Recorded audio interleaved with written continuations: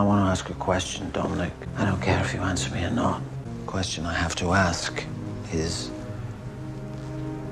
what if the worst, the most horrifying attack in this country's history was the work of religious extremists? I don't get it. Why does he wear a Guy Fawkes mask? Didn't Fawkes try to blow up Parliament? More than 400 years ago, a great citizen wished to embed the 5th of November forever in our memory. His hope was to remind the world that fairness, justice, and freedom are more than words. They are perspectives. Well, I don't understand. We know it was. They were caught. They confessed. And they were executed, I know. Where is he? Penny for the guy. Remember the 5th of November, the gunpowder, treason, and plot. I know of no reason why the gunpowder treason should ever be forgot.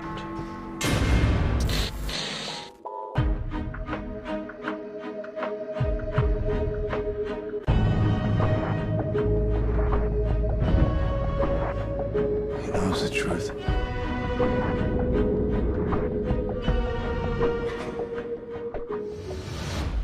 Let's wake them up then, shall we?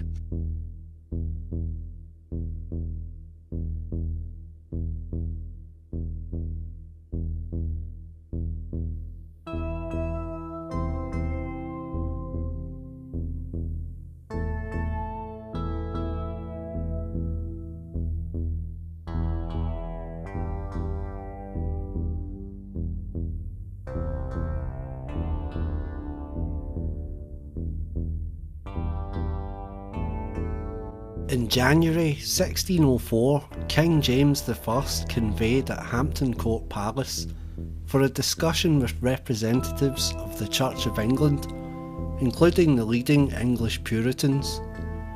This meeting was to set forth a decree that would impact the entire world for the next 500 years, the creation of the King James Bible. A few months later, on Sunday the 20th of May, in the well-to-do Strand district of London, Gunpowder plot mastermind Robert Catesby met with Thomas Winter, John Wright, Thomas Percy and the infamous Guy Fawkes at an inn called the Duck and Drake. Alone in a private room, all swore an oath of secrecy on a prayer book and celebrated Mass with the Jesuit priest and friend to Catesby, John Gerard. Once summer had come, Catesby met with the Jesuit superior of the realm of England, Henry Garnet, and put their plans into place for the blowing up of Parliament and the King with it, his heirs, lords, bishops, and the commons, making up over 200 people, one of which was Richard Bancroft, Archbishop of Canterbury, and the chief overseer of the production of the King James Bible. 1/3 of the translating team of the KJV were also in jeopardy of the conspiracy against the king. The translation of the King James Bible was already underway by the end of 1604. The plotters, if successful, in one fell swoop would have prevented the King James Bible from ever being completed. This was the true objective of the Jesuit endeavour, the prevention and elimination of the King James Authorised Bible. It was announced on the 24th of December 1604 that the reopening of Parliament would be delayed. Concern over the Black Plague meant that rather than sitting in February, as the plotters had originally planned for, Parliament would not sit again until the 3rd of October 1605. During which time Robert Catesby met with Jesuit Superior Henry Garnet 3 times between June and July. Catesby asked him about the morality of entering into an undertaking which might involve the destruction of the innocent, together with the guilty. Garnet answered that such actions could often be excused, but according to his own account, later admonished Catesby during a second meeting in July in Essex, showing him a letter from the Pope which forbade rebellion. Soon after, the Jesuit priest Oswald Tesimond told Garnet he had taken Catesby's confession, in the course of which he had learned of the plot. Garnet and Catesby met for a third time on the 24th of July 1605, where Garnet decided that Tesmond's account had been given under the seal of the confessional, and that canon law therefore forbade him to repeat what he had heard. Without acknowledging that he was aware of the precise nature of the plot, Garnet attempted to dissuade Catesby from his course, to no avail. This was from the mouth of Garnet himself, and having the understanding that Garnet had in the past gave approval for a previous failed attempt at disposing with the king, these explanations Garnet gave in his defence are simply not believable. This, coupled with the doctrine of equivocation, wherein it is permissible to say one thing outwardly and conceal the truth, whilst in your own mind saying the actual truth to yourself and to God. A strikingly similar doctrine to that of the Muslim taqiyya, which is an Islamic juridical term whose shifting meaning relates to when a Muslim is allowed under Sharia law to lie. Both doctrines are even listed on the See Other links on each other's wiki pages.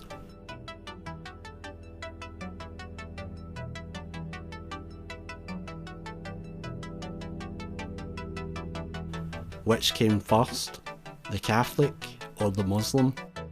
Equivocation and taqiyya is permission to lie. This is exactly how Protestant Christians viewed papist equivocation as an excuse to outright lie.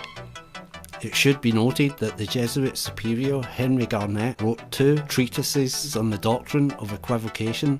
Literally, he wrote the book. At the Gunpowder plot trials, Sir Edward Coke knew this, and there was little doubt, according to Coke, that the plot had been invented by the Jesuits.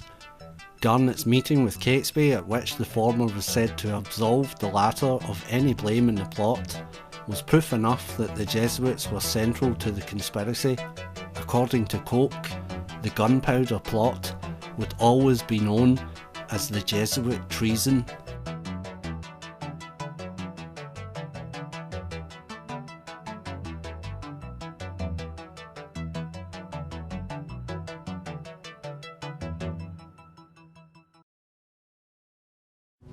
Would you prefer a lie or the truth?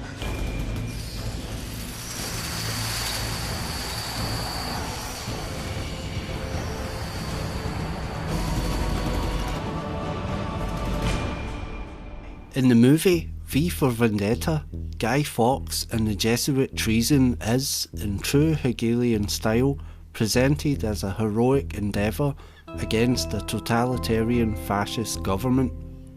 While in real life Fawkes was the villain, in the movie he is the hero. Albeit his image is used as an icon to turn a convicted terrorist into a symbol for justice. The mask worn by the character, known as V, has become a cultural phenomenon through the group known as Anonymous. Ironically, Fawkes, a Jesuit coadjutor, the mask has become a symbol of the fight against the New World Order, which is the ultimate Jesuit objective to restore papal authority over the world. The movie is also pro-Islam, showing you a preserved contraband antique Quran, which to own is punishable by death, and is a demonstration of how Catholicism and Islam walk hand in hand. What is that? It's a copy of the Quran, 14th century. Are you a Muslim? No, I'm in television. But why would you keep it? I don't have to be Muslim to find the images beautiful, or its poetry moving. But is it worth it? I mean, if they found that here. I told you, you'd be the least of my worries. Another disturbing element is to be found in the motto, By the power of truth, I, while living, have conquered the universe. Personal motto? From Faust. That's about trying to cheat the devil, isn't it? It is. which in the movie is wrongly attributed to Johann Goethe for his play Faust. This is incorrect. The real source of this phrase is none other than the occult Satanist and black magician Aleister Crowley. In The Vision and the Voice, The Cry of the Fourth Ether, dated December the 16th, 1909, Crowley writes,